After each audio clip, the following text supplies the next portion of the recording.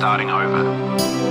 If you deleted your homework the day before it was due, as I have, or if you left your wallet at home and you have to go back after spending an hour in the commute. If you won some money at the casino and then put all your winnings on red but it came up black. If you got your best shirt dry cleaned before a wedding and then immediately dropped food on it. If you won an argument with a friend and then later discovered that they just returned to their original view. Starting over is harder than starting up. If you're not ready for that, like if you've already had a bad day, then what you're about to go through might be too much. Feel free to go away and come back. I'll be here.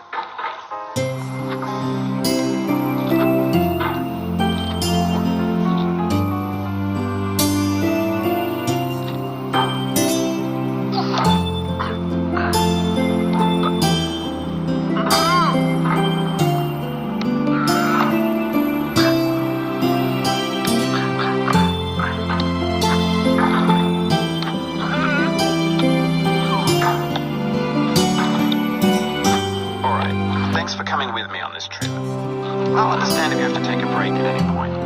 Just find a safe place to stop with the game. Don't worry, I'll save your progress always, even your mistakes. This game is a homage to a free game that came out in 2002 titled Sexy Hiking.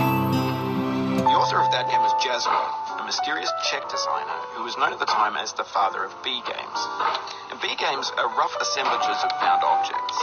Designers slap them together very quickly and freely, and they're often too rough and unfriendly to gain much of a following.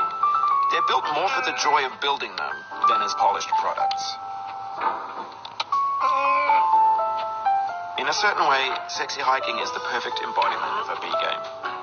It's built almost entirely out of found and recycled parts, and it's one of the most unusual and unfriendly games of its time. In it, your task is simply to drag yourself up a mountain with a hammer. And that act of climbing, in the digital world or in real life, has certain essential properties that give the game its flavor. No amount of forward progress is guaranteed. Some cliffs are too sheer or too slippery.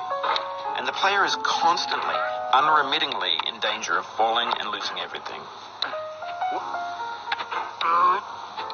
Anyway, when you start Sexy Hiking, you're standing next to this dead tree that blocks the way to the entire rest of the game. It might take you an hour to get over that tree, and a lot of people never got past it. You prod and you poke at it, exploring the limits of your reach and your strength, trying to find a way up and over. And there's a sense of truth in that lack of compromise. Most obstacles in video game worlds are fake. You can be completely confident in your ability to get through them once you have the correct method or the correct equipment or just by spending enough time. In that sense, every pixelated obstacle in Sexy Hiking is real.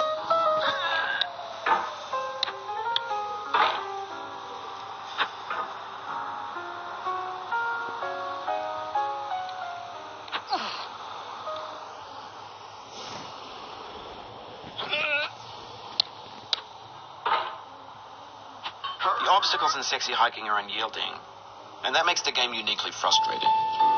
But I'm not sure Jazzo intended to make a frustrating game. The frustration is just essential to the act of climbing, and it's authentic to the process of building a game about climbing. A funny thing happened to me as I was building this mountain. I'd have an idea for a new obstacle, and I'd build it, test it, and it would usually turn out to be unreasonably hard. But I couldn't bring myself to make it easier. It already felt like my inability to get past the new obstacle was my fault.